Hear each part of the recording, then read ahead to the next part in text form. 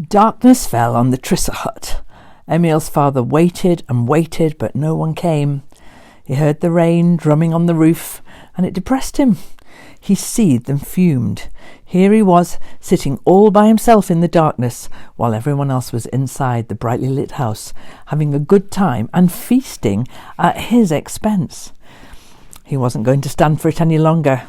He had to get out. Out! Even if he had to go through the opening.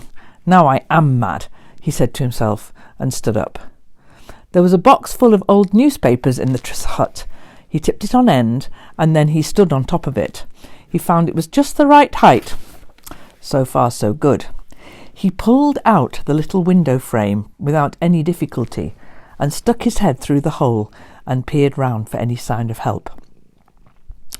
There was no sign whatsoever, and the rain pelted down the back of his neck, and a lot of rain ran under his shirt collar, and that's one of the worst places to have rain running down. But nothing could stop Emil's father now. He was going to get out, even if there was a cloudburst pouring down on him. With great difficulty, he got his arms and shoulders through the hole, and then he wriggled up bit by bit. You can do anything when you're really mad, he said to himself. But just then he came to a full stop, an absolute full stop. He struggled until he was blue in the face. He wildly kicked and swung his arms and legs, but all he managed to do was knock over the box, and then he was hanging there without any foothold and unable to move either forwards or backwards. Poor man. What does a churchwarden do when he has his top half hanging out in the pouring rain and his bottom half dangling inside the privy? Does he shout for help? No, he doesn't. No, because he knows the people of Lonnenberger. He knows that if this spreads around the parish, the laughter will never stop while there's a living soul left in Lonnenberger and the whole of Smaland. Shouting for help is what he doesn't do. Meanwhile, Emil, who had returned to the party, feeling pleased with himself, was doing his best to keep little Ida amused. She thought the catechism hearing was very boring, so he took her out into the passage, and they had a lot of fun trying on people's overshoes. There were long rows of them, large and small, and little Ida squealed with delight when Emil strode about in the parson's overshoes and said, "Consequently," and "What is more," just like the parson. In the end, the overshoes were scattered about all over the passage, and Emil, tidy boy that he was, collected them all up in a heap in the middle of the floor. They made a small mountain. Then he remembered that he had promised Piggyby some leftovers from the feast. He went into the kitchen and scraped up some of the leftovers into a dish. Carrying it in one hand and the farm lantern in the other, he went out into the rainy night to cheer up his little pig. And then, oh, I tremble when I think about it, he saw his father. And his father saw him. Oh my goodness me. "Go and get Alfred," hissed his father, "and tell him to bring a couple of pounds of dynamite, because this Trisse hut's going to be flattened to the ground." Emil ran off and came back with Alfred. He didn't have any dynamite.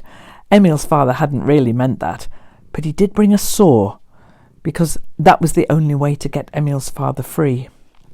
When Alfred sawed, Emil perched and stood on the ladder, nervously holding an umbrella over his poor father to keep off the rain. I can assure you that Emil didn't enjoy himself very much on that ladder, because his father spent the whole time hissing at him and telling him what he was going to do to him as soon as he was free. He wasn't at all grateful to Emil for being so thoughtful in bringing the umbrella either. What use was it, he grumbled, when he was already wet through to the skin and was going to catch cold anyway, followed by pneumonia, as sure as fate. But Emil said, "No, you won't catch cold, for the main thing is you kept your feet dry." And Alfred agreed with him. "That's right. The main thing is to keep your feet dry." Emil's father could not deny that his feet were dry, but he refused to be cheered up, and Emil dreaded the moment when his father should be free.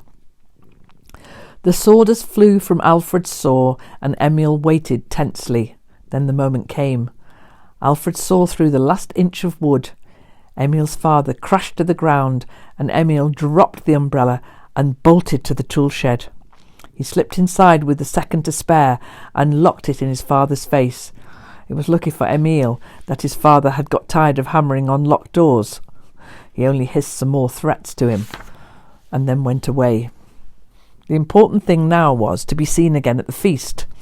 All he needed to do was to sneak quietly into the bedroom, put on a dry shirt and jacket on his top half. "Where have you been all this time?" asked Emil's mother in an unusually cross voice. "I'll tell you about it later," mumbled Emil's father. And so the catechism hearing came to an end. The parson struck up the usual hymn, and all the people of Lonnenberger joined in vigorously in his own key. "Now the day is over, night is drawing nigh," they sang, and it was the time to make their way home in the November gloom. But when they went out into the passage to put on their coats, the first thing they saw by the weak light of the paraffin lamp was the mountain of overshoes in the middle of the floor. "Only Emil could have done such an awful thing," said the people of Lonnenberger. So they all had to sit down, the parson and his wife and everybody, and try on overshoes for 2 hours.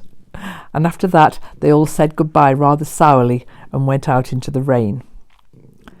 They couldn't say goodbye to Emil because he was sitting in the tool shed carving his 184th wooden man.